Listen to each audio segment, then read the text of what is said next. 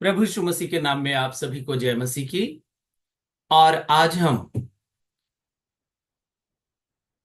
Biblical geography, Bible, भूगोल, उसके बारे में आज हम अध्ययन करेंगे। और हमारा जो विषय है गलील। तो आज हम गलील के बारे में हम जानेंगे, और यीशु मसीह ने किस प्रकार से और कौन से कार्य जो है गलील में किए हैं, उसके विषय में आज हम जानेंगे। और हम देख सकते हैं गलील यीशु मसीह का सेवा क्षेत्र। तो हमें ये याद रखने की जरूरत थी कि गलील जो यीशु मसीह का वो कार्य स्थल, सेवा स्थल है। और इसीलिए हम उसको भौगोलिक रूप में और मैप्स के द्वारा भी हम उसको देखेंगे और समझ पाएंगे। गलील यीशु मसीह के 3 साल का सामाजिक जीवन का केंद्र है।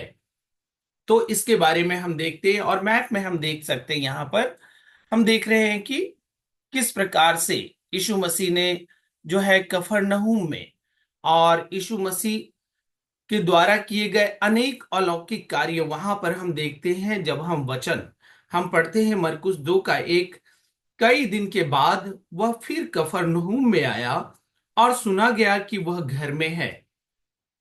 फिर मत्ती उसका 8 का 5 जब हम पढ़ते हैं वहां मालूम चलता है, और जब वह कफरनहूम में आया तो एक सूबेदार ने उसके पास आकर उससे विनती की। उसके बाद लूका 7 अध्याय उसका 1 वचन में हम पढ़ते हैं, जब वह लोगों को अपनी सारी बातें सुना चुका तो कफरनहूम में आया। मत्ती उसका 17 अध्याय 24 में हम पढ़ते हैं, जब वे कफरनहूम में पहुंचे तो मंदिर के लिए कर लेने वालों ने पतरस के पास आकर पूछा कि क्या तुम्हारा गुरु मंदिर का कर नहीं देता? उसने कहा, हाँ देता तो है। फिर मरकुस 1 का 21 में हम देखते हैं, और वे कफरनहूम में आए और वह तुरंत सब्त के दिन सभा के घर में जाकर उपदेश करने लगा। उसके बाद हम देख सकते हैं लूका उसका 4:31 में, फिर वह गलील के कफरनहूम नगर में गया और सब्त के दिन लोगों को उपदेश दे रहा था। यूहन्ना उसका 4 का 46 में हम देखते हैं, तब वह फिर गलील के काना में आया जहां उसने पानी को दाखरस बनाया था, और राजा का एक कर्मचारी था जिसका पुत्र कफरनहूम में बीमार था। उसके बाद यूहन्ना 6 का 17 में हम देखते हैं, और नाव पर चढ़कर झील के पार कफरनहूम को जाने लगे। उस समय अंधेरा हो गया था और यीशु अभी तक उनके पास नहीं आया था। उसके बाद हम देखते हैं कि ये बातें उसने कफरनहूम के एक आराधनालय में उपदेश देते समय कही। यूहन्ना 6 का 59 में हम इस वचन को पाते हैं। तो हम यहाँ देखते हैं कि कफरनहूम जो कि गलील का एक मुख्य जगह है, और यहाँ पर यीशु मसीह ने जो जो कार्य किए उसके बारे में हम यहाँ पर देख सकते हैं। उसके बाद हम देखते हैं यीशु द्वारा अभिषिक्त अभिषिक्त नगर, जहां पर यीशु मसीह ने श्राप दिया। और जब आप वचन को पढ़ेंगे मरकुस माफ कीजिए, मत्ती उसका 11 का 21, हाय खुराजीन, हाय बेतसदा, जो सामर्थ के काम तुम में किए गए यदि वे सूर और सैदा में किए जाते तो टाट उड़कर और राख में बैठकर वे कब के मन फिरा लेते। तो यहाँ पर हम देख सकते हैं कि किस प्रकार से जो यीशु मसीह ने कार्य किए हैं, और किस प्रकार से यीशु मसीह ने इस नगर को जो है श्राप दिया। और लूका 10 का 13 में भी हम ये वचन को पाते हैं, हाय खुराजीन, हाय बैतसैदा, जो सामर्थ के काम तुम में किए गए यदि वे सुर और सैदा में किए जाते तो टाट ओढ़कर और राख में बैठकर वे कब के मन फिराते। लूका 10 का 13 में हम पाते। तो यहाँ पर हम देखते कि यीशु मसीह ने जो गलील का एक नगर है, और उस नगर में जो श्राप दिया है उसके बारे में हम जानते हैं।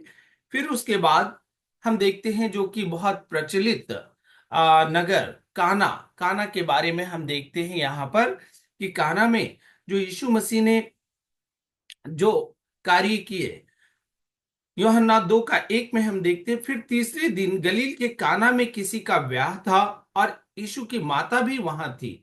तो यहाँ पर हम देखते हैं कि यीशु मसीह ने किस प्रकार से जो है कार्य को किया है, उस शादी में गए हैं।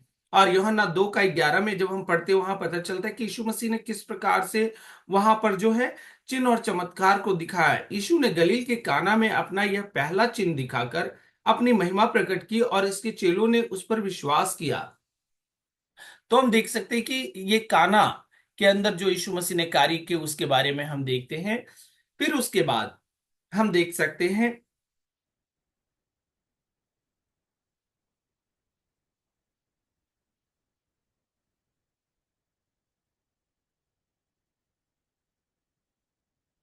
सामोन पतरस और थोमा जो दिदुमुस कहलाता है, और गलील के काना नगर का नतनिएल और जब्दी के पुत्र और उसके चेलों में से 2 और जन इकट्ठे थे।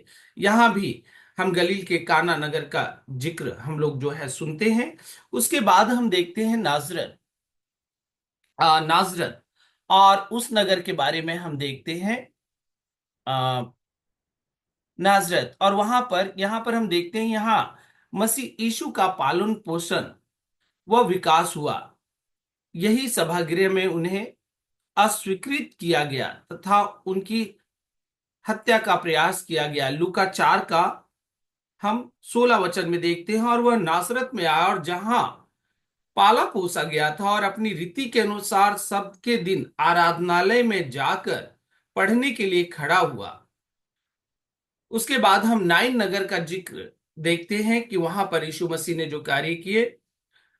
लूका 7 अध्याय 11 वचन में हम ना यहाँ भी देख सकते हैं मैप के अंदर नाइन नगर। और यहाँ पर हम देखते हैं कि थोड़े दिन के बाद वो नाइन नाम के एक नगर को गया और उसके चेले और बड़ी भीड़ उसके साथ जा रही थी। और यहाँ पर भी हम देखते हैं कि आगे चलकर यीशु मसीह ने जो है चिन्ह और चमत्कार के कार्य किए हैं। फिर उसके बाद हम देखते हैं यहाँ पर ताबोर पर्वत। और इस पर्वत के बारे में संभवतः ऐसा बताया जाता है कि वही पर्वत है जहां पर यीशु मसीह ने जो है आ, आ, शिष्यों को, पतरस, याकूब और उसके भाई यूहन्ना को साथ लिया और उन्हें एकांत में किसी ऊंचे पहाड़ पर ले गया। और उनके सामने उसका रूपांतरण हुआ और उसका मुंह सूर्य की नाई चमका और उसका वस्त्र ज्योति की नाई उजला हो गया। और देखो, मूसा और एलिया उसके साथ बातें करते हुए उन्हें दिखाई दिए। इस पर पतरस ने यीशु से कहा, हे प्रभु, हमारा यहाँ रहना अच्छा है। इच्छा हो तो यहाँ 3 मंडप बनाओ, एक तेरे लिए, एक मूसा के लिए, एक एलिया के लिए। वो बोल ही रहा था कि देखो, एक उजले बादल ने उन्हें छा लिया, और देखो उस बादल में से यह शब्द निकला कि यह मेरा प्रिय पुत्र है जिससे मैं प्रसन्न हूं, इसकी सुनो। चेले यह सुनकर मुंह के बल गिर गए और अत्यंत डर गए। यीशु ने पास आकर उन्हें छुआ और कहा, उठो, डरो मत। तब उन्होंने अपनी आंखें उठाकर यीशु को छोड़ और किसी को न देखा। मत्ती 17 अध्याय 1 से लेकर 8 तक में हम इस बात का जिक्र पाते हैं। और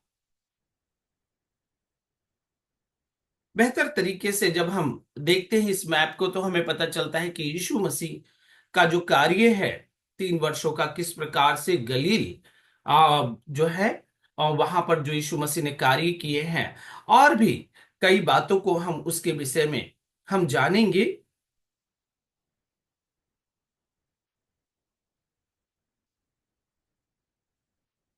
और इसीलिए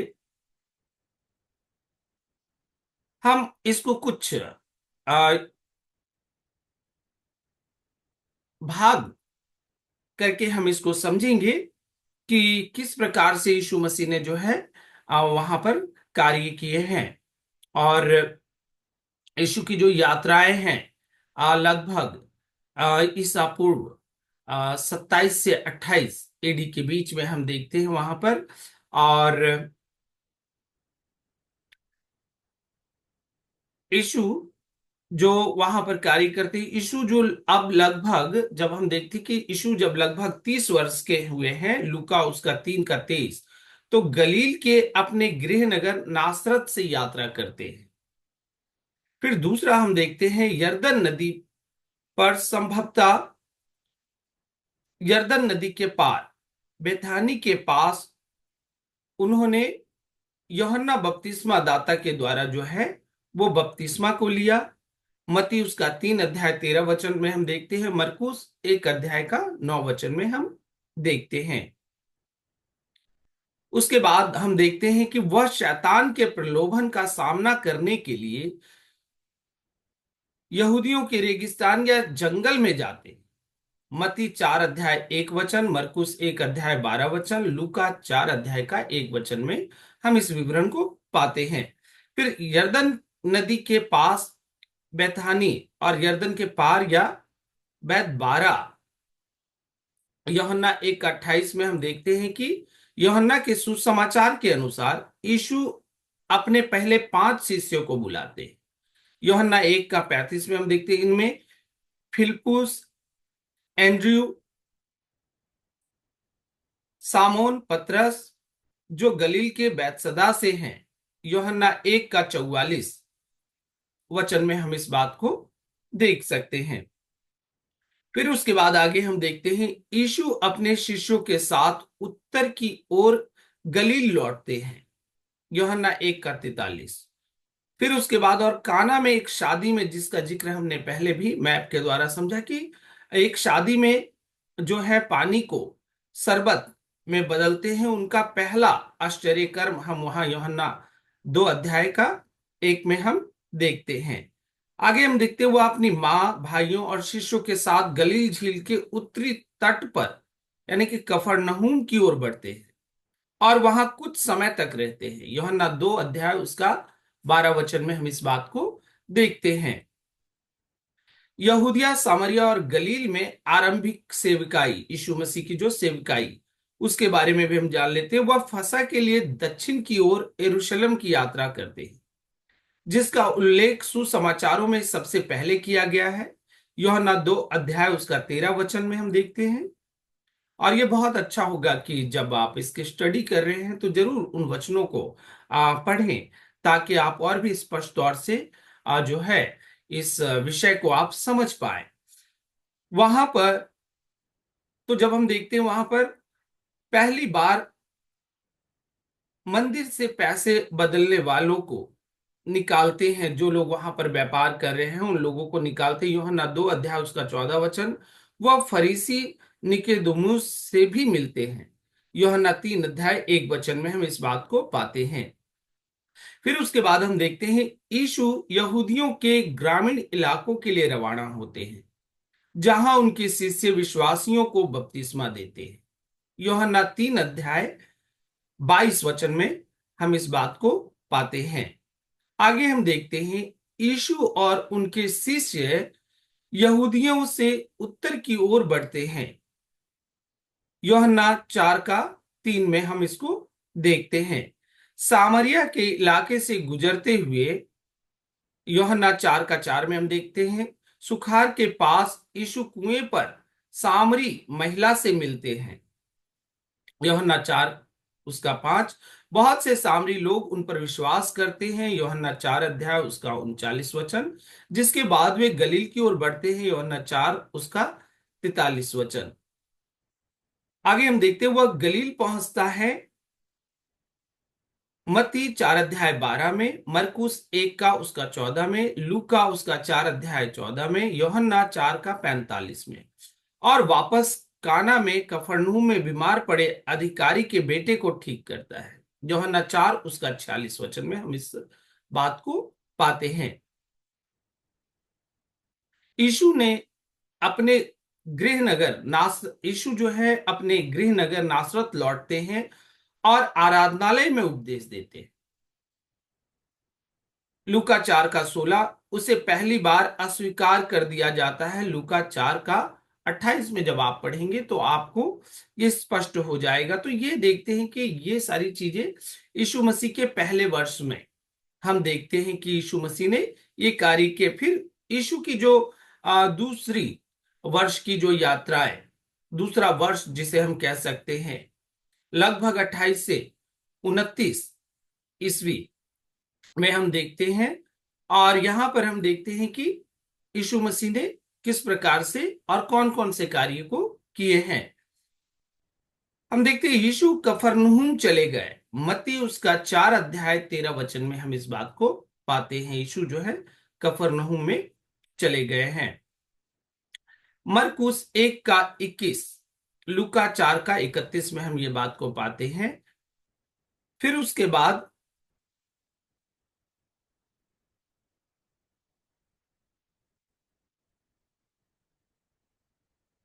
यीशु ने अपने पहले शिष्यों को शायद अभी पूर्णकालिक सेवा के लिए बुलाया। मत्ती 4:18, मरकुस 1 का 16, लूका 5 का 1। कफरनहूम में उन्होंने आराधनालय में एक बीमार व्यक्ति को ठीक किया। मरकुस 1 का 23, लूका 4 का 33 में हम देखते हैं। और पतरस की सास को उसके बुखार से ठीक किया। मत्ती 8 का 14 में हम देखते हैं। मरकुस 1 का 29 में हम देखते हैं। लूका 4 अध्याय 38 में हम देखते हैं।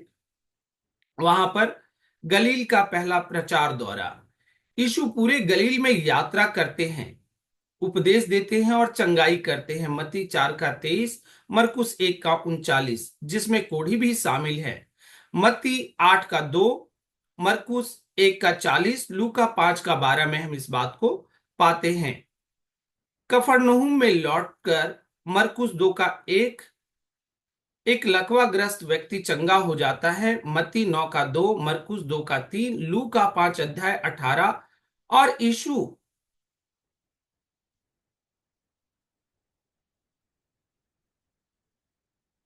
यीशु गलील से दक्षिण की ओर एक यहूदी त्योहार के लिए यरूशलेम की यात्रा करते हैं, संभवतः सुसमाचारों में पहचाने जाने वाले दूसरे फसह के पर्व के रूप में। यूहन्ना 5:1 में हम देखते हैं बैतसदा के तालाब पर वह अपंग व्यक्ति को ठीक करते हैं। यूहन्ना 5 का 2 में हम इसे देखते हैं। आगे हम देखते हैं उत्तर की ओर गलील लौटते हुए यीशु सूखे हाथ वाले व्यक्ति को ठीक करते हैं। मत्ती 12 का 9 में हम देखते हैं।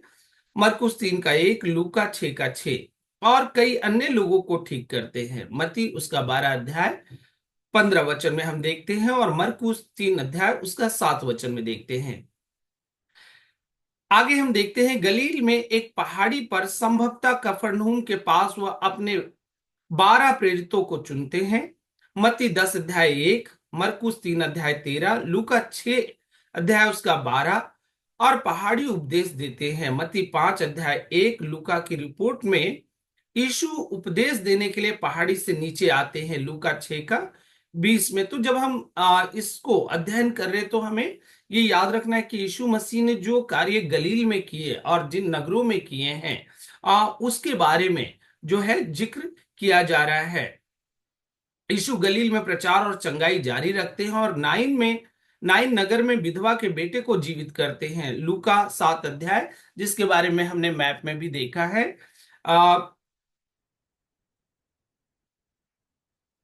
वह गलील सागर को पार करते हैं। मत्ती 8:18, मरकुस 4 का 35, लूका 8 का 22 और तूफान को शांत करते। मत्ती 8 का 24, मरकुस 4 का 37, लूका 8 का 23।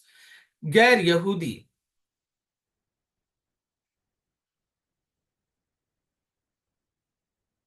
और भी कई 10 शहरों या कस्बों से में गिरसेन जो नगर है वहां पर भी यीशु मसीह जाकर, और आप जानते हैं कि किस प्रकार से यीशु मसीह ने दुष्ट आत्मा से पीड़ित व्यक्ति को छुटकारा दिया है।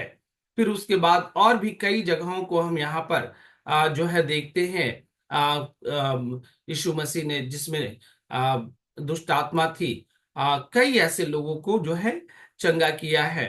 उसके बाद हम देखते हैं गलील सागर को पार करते हुए मरकुस 5 का 21 यीशु अपने शहर कफरनहूम में आते हैं। मत्ती 9 का 1 में हम देखते हैं यहाँ वे यायर की बेटी को जीवित करते हैं। तो ये बातें बताती हैं कि किस प्रकार से यीशु मसीह ने दूसरे वर्ष में जो है वहां पर ये तमाम कार्यों को किए हैं। आगे हम देखते हैं यीशु मसीह की तीसरी यात्रा, जो लगभग 29 से 30 ईसा पूर्व में हम देख सकते हैं। तीसरे वर्ष का सेवकाई कार्य, और वो हम देखते हैं कि गलील का तीसरा प्रचार दौरा। यीशु कफरनहूम से अपने पैतृक नगर नासरत की यात्रा करते हैं। मरकुस 6 अध्याय 1 में इसका जिक्र मिलता है। नासरत में उसे दूसरी बार अस्वीकार कर दिया गया। मत्ती उसका 13 का 44, मरकुस उसका 6 का 1। वह गलील से होते हुए आगे बढ़ते हैं। मत्ती उसका 13 अध्याय 58 वचन, मरकुस उसका 6 का 6, और सुसमाचार का प्रचार करने के लिए 12 प्रेरितों को भेजते हैं। मत्ती 10 का 5 में, मरकुस 6 का 7, लूका 9 का 1 में हम ये वचन को देखते हैं। 12 शिष्य अपने मिशन से कफरनहूम लौटते हैं। मरकुस उसका 6 उसका 30 में हम देखते हैं, लूका उसका 9 उसका 10 में हम इस बात को पाते हैं। कफरनहूम से वे यीशु के साथ नाव से बैतसदा के पास एक शांत जगह पर जाते हैं।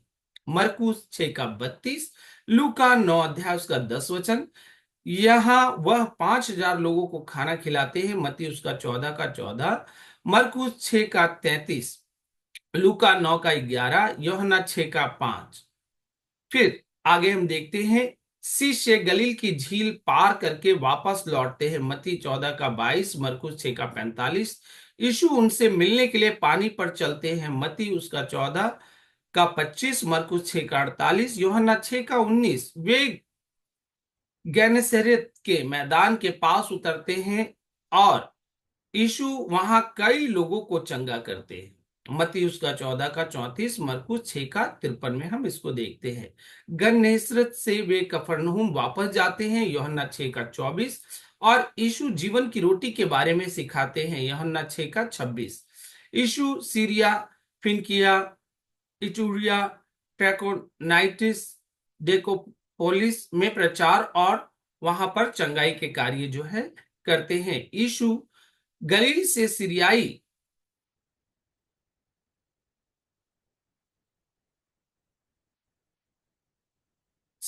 फिनिशिया की ओर जो है जाते हैं, और उसको उस वचन को हम देख सकते हैं। मत्ती उसका 15 अध्याय 21, मरकुस उसका 7 का 24, जहां वह गैर यहूदी सिर्फ फिनिशियन महिला की बेटी को चंगा करते हैं। मत्ती 15 का 22, मरकुस 7 का 25।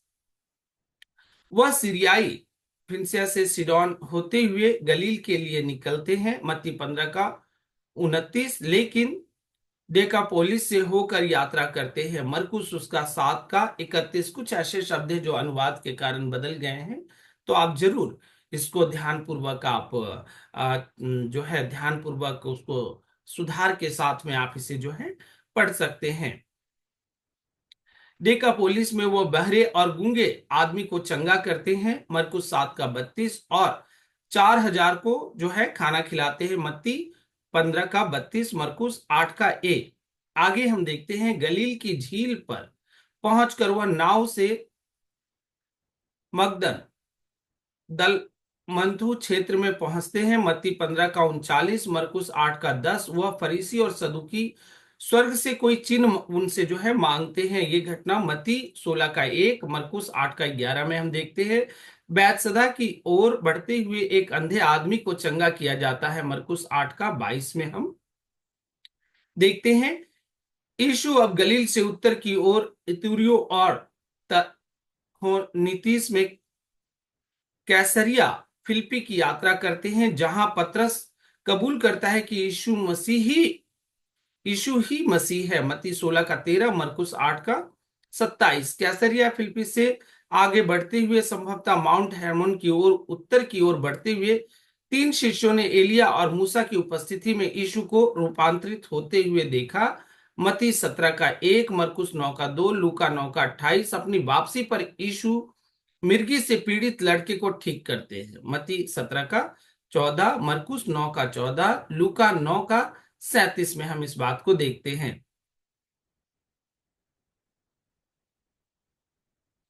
अन्य परंपराओं के अनुसार रूपांतरण दक्षिण में माउंट ताबोर पर हुआ था। मिर्गी से पीड़ित लड़के को गैलीलियर में ठीक किया गया होगा। अब गलील में मत्ती 17 का 22 में हम देखते हैं। कफरनहूम में मरकुस 9 का 33 में देखते हैं, यीशु ने मछली से मंदिर का कर चुकाया। मत्ती 17 का 24 में देखते हैं। फिर यहूदियों में खतरों से बचने के लिए वह गलील में ही रहते हैं। यूहन्ना 7 का 1 में देखते हैं। बाद में यहूदिया में सेवकाई जो हुई है उसके बारे में हम देख लेते हैं। यीशु अंतिम बार संसारिक जीवन के लिए कफरनहूम और गलील को छोड़ देता है। मत्ती 19 का 1, मरकुस 10 का 1, और यरूशलेम की ओर प्रस्थान करता है। लूका 9 का 51 में हम देखते हैं। यूहन्ना 7 का 10 में भी हम पाते हैं। समरिया से यात्रा करते हुए वह 10 कोढ़ियों को ठीक करते हैं। लूका 7 का 11, लेकिन सामरी गांव में उसे अस्वीकार कर दिया जाता है। लूका 9 का 52, लगभग 29 ईसा पूर्व की शरद ऋतु में झोपड़ियों के पर्व के लिए यरूशलेम पहुंचकर यूहन जो है वहां हम देखते हैं यूहन्ना 7 का 10, और वहां पर हम देखते हैं कि यीशु व्यभिचार में जो स्त्री पकड़ी गई थी उसको क्षमा करते हैं। यूहन्ना 8 का 2, और उस अंधे व्यक्ति को चंगा करते हैं जिसे महासभा के सामने ले जाया जाता है। यूहन्ना 9 का 1, यहूदिया में अपनी यात्रा के दौरान यीशु बेथानिया में मार्था और मरियम से मिलने जाते हैं। ये घटना लूका 10 का 38, और अ, जो है हम वहां इस वचन को पाते हैं। फिर उसके बाद हम देखते हैं यीशु यरदन के पार बेतनिया और पेरिया प्रांत में चले जाते हैं और कुछ समय के लिए रुकते हैं। यूहन्ना 10 का 40 में हम देखते हैं लाजर की मृत्यु के बाद यीशु यरूशलेम के पास बेतनिया लौटते हैं और उसे लाजर को मृतकों में से वो जो है जिलाते हैं। यूहन्ना 11 का 1, अपने जीवन को खतरे में देखकर यीशु यरूशलेम के उत्तर में एफ्रेम के पास चले जाते हैं। यूहन्ना 11 का 54, फिर वहां यरदन नदी को पार करते हैं और पहरिया में काम करते हैं। मत्ती 19 का 1, मरकुस 10 का 1, और अमीर युवक से बात करते मत्ती 19 का 16, लूका 18 का 18। यरूशलेम की अंतिम यात्रा, यीशु अब आखिरी बार यरूशलेम की ओर यात्रा करते हैं। मत्ती 20 का 17, मरकुस 10 का 32। जेरिको से गुजरते हुए वह एक अंधे लोगों को ठीक करते हैं। उसके बाद हम देखते हैं कि वहां पर यीशु मसीह जो है जकरिया को भी जकरिया के घर में जाते हैं और उसका भी जो है मन फिराव पूर्ण रूप से होता है। लूका 19 अध्याय 1 में हम देखते हैं लाजर, मरियम और मार्था के घर जो है यीशु मसीह बैतनिया में जाते हैं। यूहन्ना 12 का 1 पहुंचकर वहां पर उसके बाद फिर हम देखते हैं कि यीशु जैतून के पहाड़ पर बैतनिया में रात बिताने के बाद प्रत्येक दिन यरूशलेम लौटते। मत्ती 21 का 17 से 18, मरकुस 11 का 11 से 12 का 19, लूका 21 का 37। तो ये बहुत अच्छा होगा कि हम सही से समझने के लिए हम जो है इन वचनों को सही रूप में पढ़ें।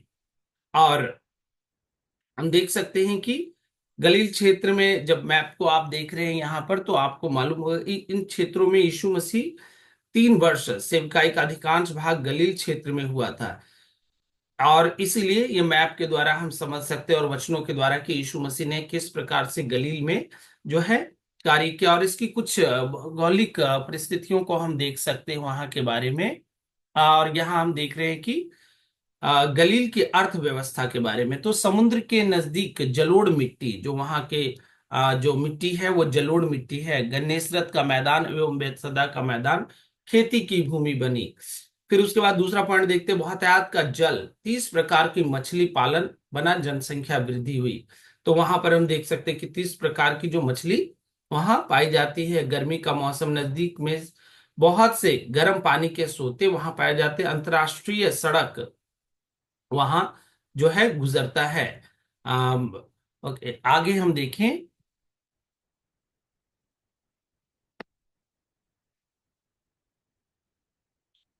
दूसरा, गलील के नदियों के नाम। वहां के बारे में, जब गलील के बारे में हमने इतनी बात जानी तो और भी बातों को हम जान लेते हैं। गलील जो है नदी वहां पे पाई जाती है। फिर गन्नेसरत का झील वहां पाया जाता है, और उसके बाद किनरेत का समुद्र वहां पाया जाता है। तिब्रियास का समुद्र वहां पाया जाता है।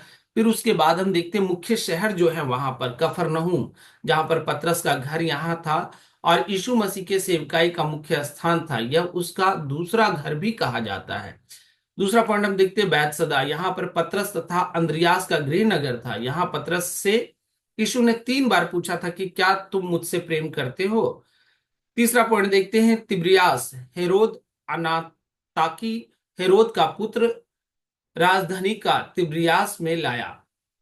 फिर उसके बाद चौथा पॉइंट देखते हैं, खुराजीन, यह एक बार बढ़ने लगा लेकिन यीशु के अभिशाप के बाद ढह गया। मत्ती 11 का 21 से 24 में हम देखते हैं। फिर उसके बाद देखते हैं, Magdala Magdala Maria, Magdala Maria के नाम से उद्धृत है। नाम का इस्तेमाल शहर के नाम एवं पिता के नाम के साथ लिया जाता था। गलील क्षेत्र तथा यीशु मसीह की सेवकाई, दनेस यहूदियों के आबादी का क्षेत्र। दूसरा हम देखते हैं, आर्थिक रीति से लाभकारी स्थिति, प्रारंभिक चेले साधारण मछुआरे नहीं थे बल्कि स्वयं व्यवस्थित मछुआरे थे। तीसरा पॉइंट हम देखते हैं, नजदीकी क्षेत्र अन्य जाति के संस्कृति से घिरा हुआ था। अंतरराष्ट्रीय सड़क गुजर रहा था, खुला हुआ क्षेत्र। नासरत एवं कफरनहूम पुराने नियम के भविष्यवाणी को पूरा होते हुए दिखाता है। तो हम देख सकते हैं कि किस प्रकार से यीशु मसीह ने गलील में कार्य किया है, और इसीलिए हम जो है ये पढ़ते हुए और आसानी से समझ सकते हैं वचनों के द्वारा कि यीशु मसीह ने पूरे गलील में 3 वर्षों तक किस प्रकार से जो है सेवकाई की और क्या क्या कार्य जो है किए हैं। और भी आप वचनों के अनुसार आप इसको अध्ययन करेंगे तो और भी इसके द्वारा आपको सीखने को मिलेगा कि किस प्रकार से जो है यीशु मसीह ने कार्य किए हैं। मैं आशा करता हूं कि आप अच्छी रीति से समझ पाए हैं, और भी आप अध्ययन करते हुए अपने नॉलेज को आप बढ़ाते जाएं। आप लोग अच्छी रीति से जो है इसका अध्ययन करें, जिससे आप वहाँ के भौगोलिक स्थिति के बारे में भी अच्छी रूप से मालूम कर सकते हैं। धन्यवाद। प्रभु आप सभी को आशीष दे। जय मसीह।